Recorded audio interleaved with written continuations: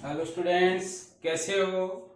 मैं संदीप शर्मा और आप देख रहे हो मेरा यूट्यूब चैनल बिग्स इंस्टीट्यूट, जिस पे आपका स्वागत है। तो बच्चों, प्रीवियस क्लास में अपन क्या पढ़ चुके हैं कि किसी भी स्फेरिकल चार्ज सेल के कारण कितना आपका इलेक्ट्रिक फील्ड जनरेट होता है वो पढ़ चुके हैं। टाइप्स ऑफ स्फेयर के बारे में पढ़ चुके हैं। उन्हीं में अपन ने देखा था कि आपका जो स्फेरिकल सेल है वो एक कंडक्टिंग स्फेयर की तरह बिहेव करेगी। ऐसे ही अगर आप बात करोगे तो आपका नॉन कंडक्टिंग स्फेयर है वो किसकी तरह काम करेगा, सॉलिड स्फेयर की तरह। तो इस क्लास में अपन कैलकुलेट कर रहे हैं electric field intensity due to a uniformly non conducting sphere, या कह सकते हो सॉलिड स्फेयर। ये आपका गॉस लॉ के एप्लीकेशन का पार्ट नंबर 5 है, जिसमें अपन देखेंगे कि नॉन कंडक्टिंग स्फेयर है उसका इलेक्ट्रिक फील्ड कैसे प्रोड्यूस होगा।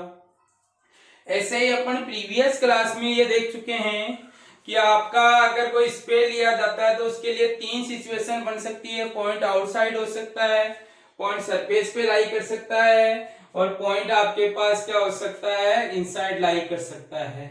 तो वैसे अपन फर्स्ट केस ले रहे हैं, when point P lies outside the charge sphere, यानी आपका कोई नॉन कंडक्टिंग चार्ज स्फेयर है और उसके बाहर आपका पॉइंट क्या कर रहा है, लाई कर रहा है। तो अपन ने एक नॉन कंडक्टिंग स्फेयर कंसीडर किया है जिसकी रेडियस r है और उसको चार्ज q दिया गया है, जो उसकी इंटायर वॉल्यूम में अपन पढ़ चुके हैं कि नॉन कंडक्टिंग स्फेयर को जो चार्ज देते हैं वो उसके वॉल्यूम में डिस्ट्रीब्यूट होता है।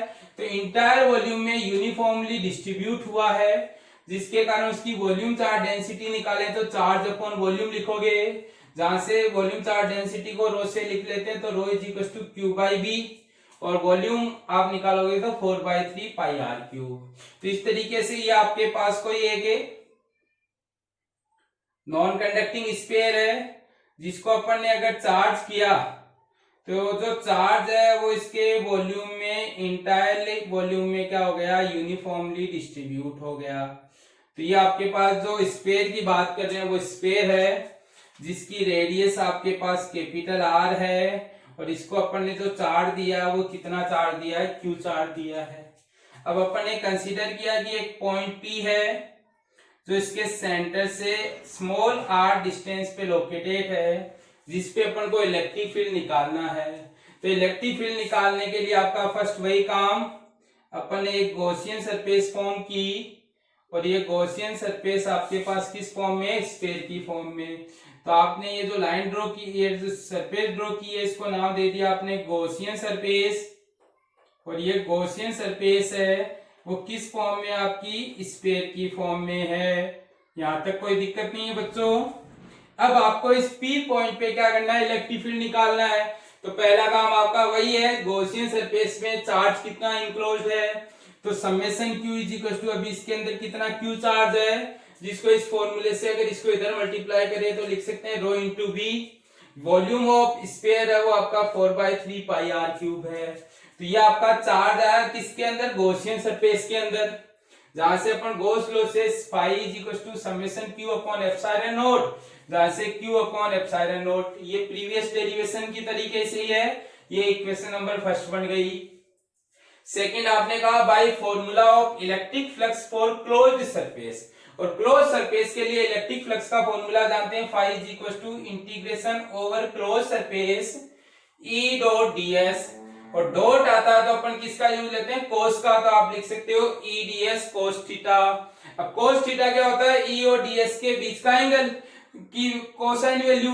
तो आप यहाँ पे पी पॉइंट पे अपन ने कोई छोटा सा एक एलिमेंट कंसीडर किया जिसका एरिया डीएस है, तो इसका area vector DS vector perpendicular to the surface outward, और इसका जो इलेक्ट्रिक फील्ड ई है वो भी आउटवर्ड हो गया, जिसके कारण यहाँ थीटा 0 बन गया, और थीटा 0 बन गया तो कोस थीटा की वैल्यू 1 आ गई।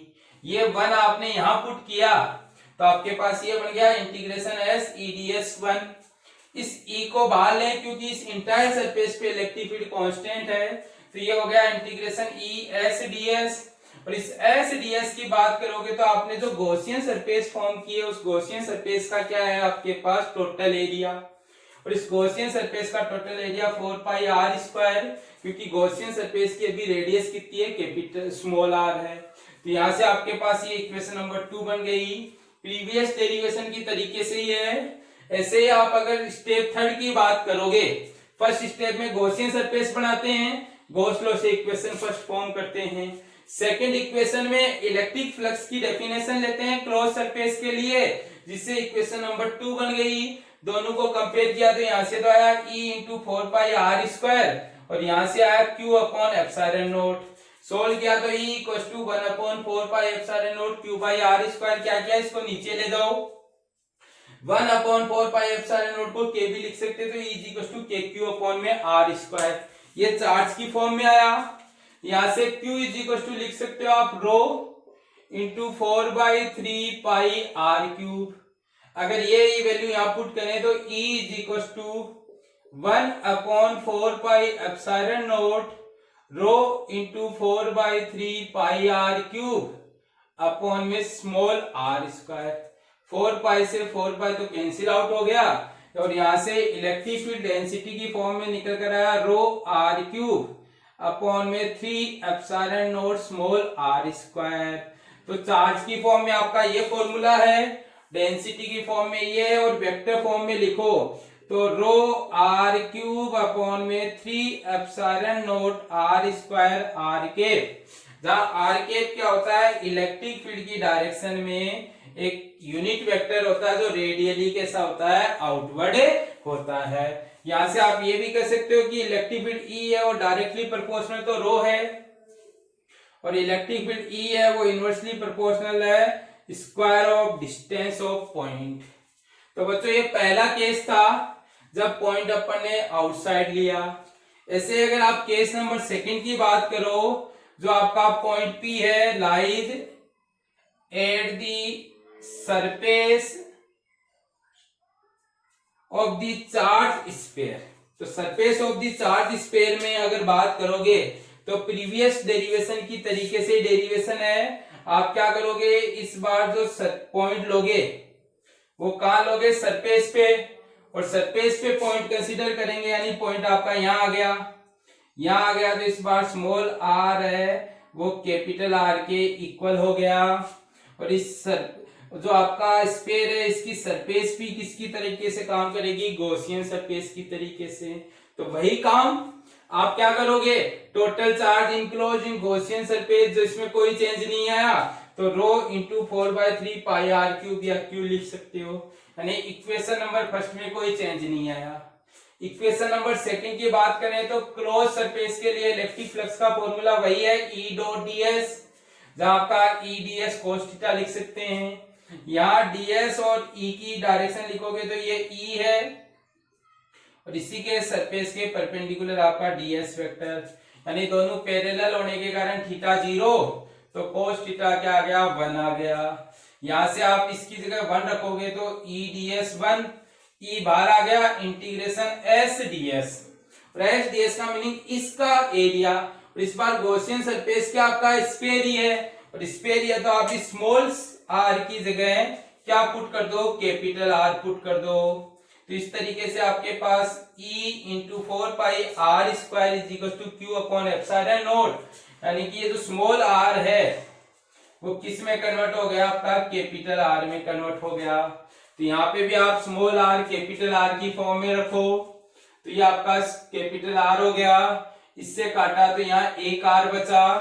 तो आप यहां से ये कह सकते हो कि जो इलेक्ट्रिक फील्ड निकल कर आया वो आपके पास ये निकल कर आया, और ये निकल कर आया तो आप कह सकते हो कि यहाँ आपके पास रो आर और एप्सिलॉन नॉट कांस्टेंट है, और कांस्टेंट है तो आपका इलेक्ट्रिक फील्ड E है वो भी क्या मिलेगा, आपको कांस्टेंट मिलेगा। तो बच्चों आप यहां से ये कह सकते हो कि कंडक्टिंग स्फीयर की तरीके से ही नॉन कंडक्टिंग स्फीयर पे जो इलेक्ट्रिक फील्ड होता है वो कैसा होता है, कांस्टेंट होता है। बच्चों इसमें आपको कोई दिक्कत नहीं होनी चाहिए। अब आपके पास क्या कर रहे हैं, सेकंड के बाद में थर्ड केस की बात कर रहे हैं।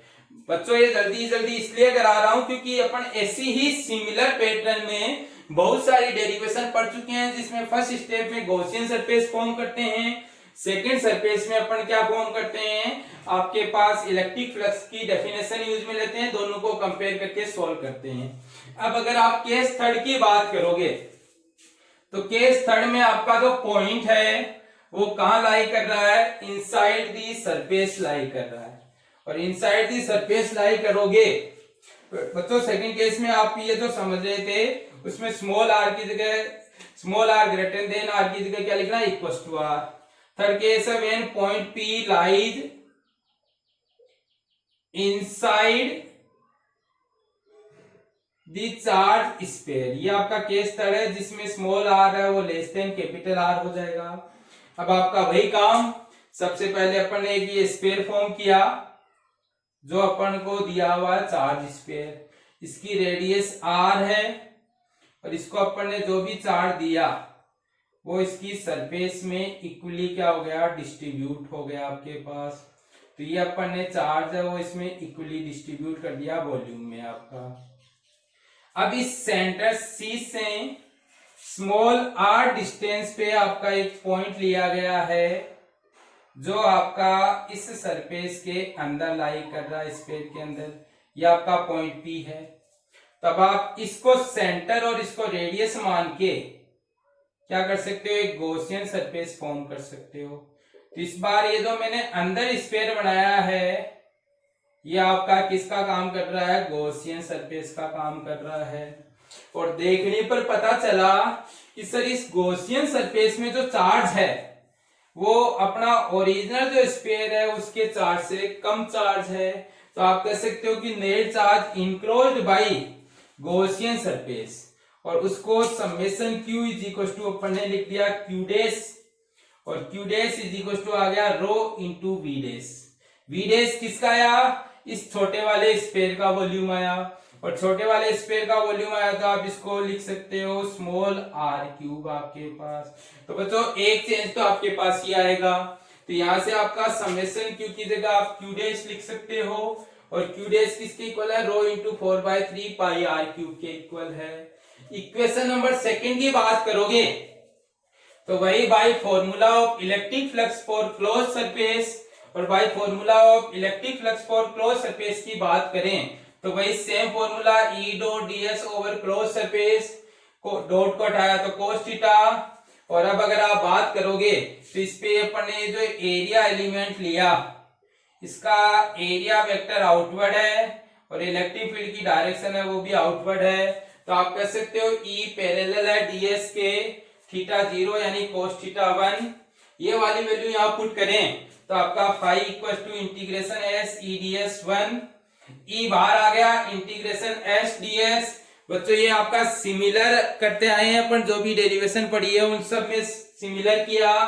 यहां से आपके पास ये इंटीग्रेशन एस डी एस की value total surface area of Gaussian surface, और इस गॉसियन सरफेस का जो एरिया है उस 4 पाई स्मॉल आर स्क्वायर है, तो आपने यहाँ 4 पाई स्मॉल आर स्क्वायर लिख दिया, यहाँ पे भी 4 पाई स्मॉल आर स्क्वायर हो गया।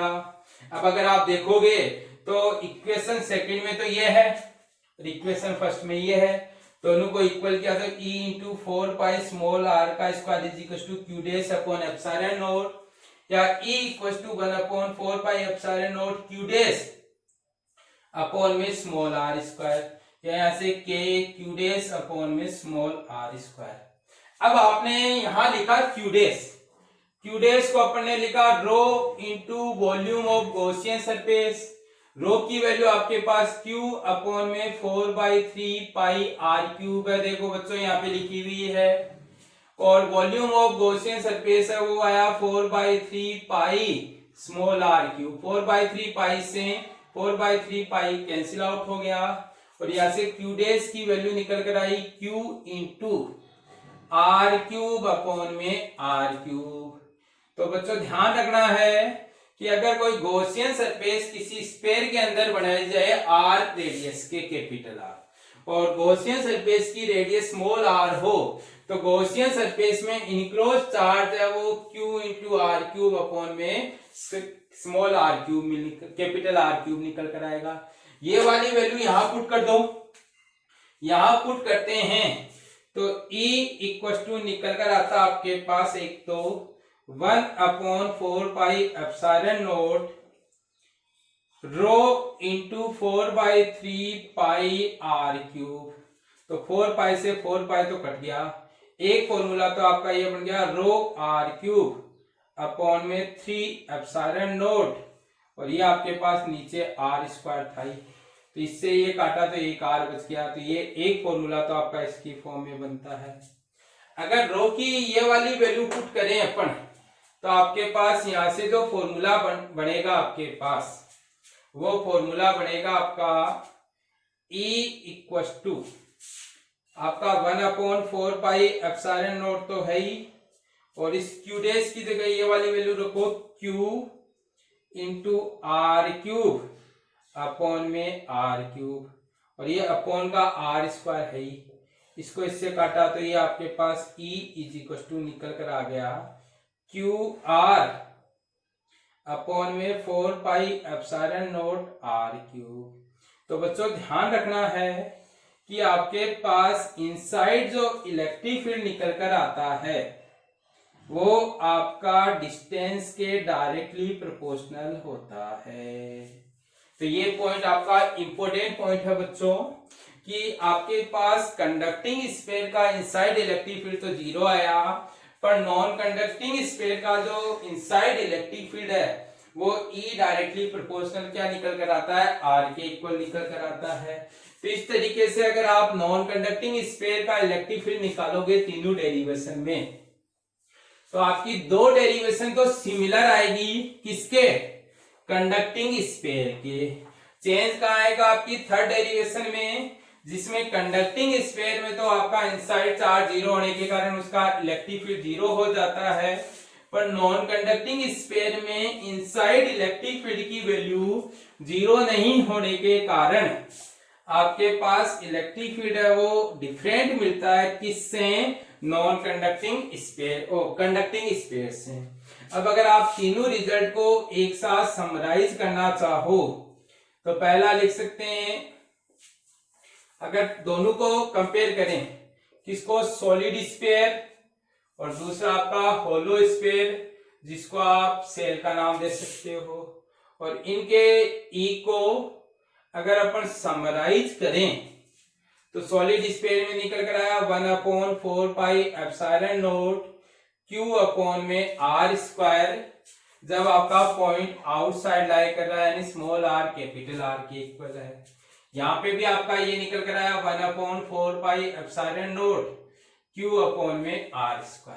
तो चार्ज की फॉर्म में तो दोनों फॉर्मूले सेम है, पर यहाँ जो Q है उसको रखा जाता है रो इंटू 4/3 पाई r³ अपॉन में 4 पाई एप्सिलॉन नॉट r², जिसको सोल्व करें तो निकल कर आता रो r³ अपॉन में 3 एप्सिलॉन नॉट r², क्योंकि अपना यहाँ Q है वो वॉल्यूम में होता है, और यहाँ के Q को अगर देखें तो आप लिख सकते हो सिग्मा इंटू 4 पाई r² अपॉन में 4 पाई एप्सिलॉन नॉट r²। तो यहां से आया सिग्मा r² अपॉन में एप्सिलॉन नॉट r²। तो बच्चों ध्यान रखना कि सॉलिड और होलो का चार्ज की फॉर्म में तो फॉर्मूला सेम होता है, पर डेंसिटी की फॉर्म में दोनों का फॉर्मूला डिफरेंट होता है, क्योंकि इसमें वॉल्यूम में चार्ज डिस्ट्रीब्यूट होता है, यहाँ आपके पास सरफेस पे डिस्ट्रीब्यूट होता है। दूसरा देखोगे तो ऑन दी सरफेस बात करें तो 1/4 pi epsilon naught Q upon में r², जिसको आप रो अपॉन में 3 एप्सिलॉन नॉट r लिख सकते हो ऐसे। यहां देखें तो आपका 1/4 pi epsilon naught Q upon में r, जिसमें Q की वैल्यू ये वैल्यू रखें तो सिग्मा अपॉन में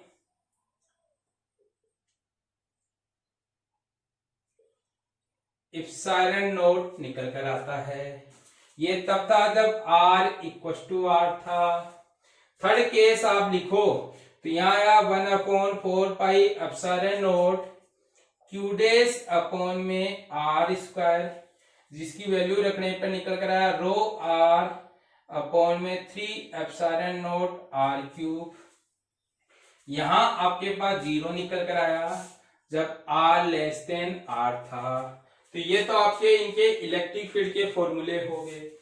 अब ऐसे अगर इनका वेरिएशन ड्रॉ करो इलेक्ट्रिक फील्ड का, किसके साथ, डिस्टेंस के साथ। तो ये मैंने R ले लिया, ये E ले लिया, ऐसे मैंने इधर R ले लिया और ये E ले लिया। तीन केस बनाया, R equal to R, R greater than R और R लेस देन R। ऐसे यहां पे भी तीन केस बनाए मैंने, R equal to R, greater than R और लेस देन R। तो पहले केस में देखें तो यहां आपका जो E है वो इनवर्सली प्रोपोर्शनल R स्क्वायर है, यहाँ E कांस्टेंट है और यहाँ E डायरेक्टली प्रोपोर्शनल R है। तो थर्ड केस ले तो यहाँ डायरेक्टली प्रोपोर्शनल R के आने के कारण E डायरेक्टली प्रोपोर्शनल R है इनसाइड। तो आप ऐसे स्ट्रेट लाइन बढ़ाओगे और यहाँ E इनसाइड कितना होता है, 0 होता है। दूसरा अगर इस सरफेस की बात करें तो यहां निकल कर आया के क्यू अपॉन में R स्क्वायर, जिसको आप रो R अपॉन 3 एप्सिलॉन नॉट भी लिख सकते हो, जो आपका क्या होता है, कांस्टेंट। यहां आपके पास फिक्स होता है के क्यू अपॉन R स्क्वायर, जिसको आप सिग्मा अपॉन एप्सिलॉन नॉट और ये बोल सकते हो कांस्टेंट। आउटसाइड बात करोगे तो दोनों का सिमिलर आया, E आउट है वो इनवर्सली प्रोपोर्शनल R स्क्वायर है और यहाँ पे भी E इनवर्सली प्रोपोर्शनल क्या है आपका, आउट का स्क्वायर है। तो बच्चों ये आपके पास फॉर्मूले हो गए हैं डेंसिटी और चार्ज की फॉर्म में, और ये आपका वेरिएशन हो गया इलेक्ट्रिक फील्ड का सॉलिड स्फीयर के लिए और ये होलो स्फीयर के लिए। तो बच्चों ये आपके पास गॉस लॉ के जो एप्लीकेशंस थे, जिनमें अपन ने 5 पार्ट पढ़े।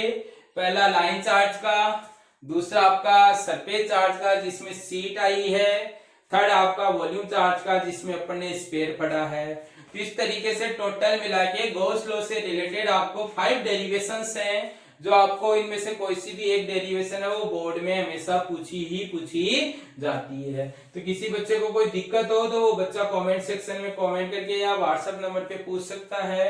बच्चों मेरा आपसे निवेदन है कि आप वीडियो को देखने के बाद में उसको लाइक जरूर करें। मैंने देखा है कि बच्चे वीडियो तो देख लेते हैं पर उसको लाइक करना भूल जाते हैं। तो मैं आपको ये सजेस्ट करता हूं कि अब जब भी आप कोई वीडियो देखें तो उस वीडियो को स्टार्टिंग में लाइक कर दे, ताकि आप बाद में लाइक करना उसको ना भूले। Thank you. स्क्रीनशॉट ले लीजिए।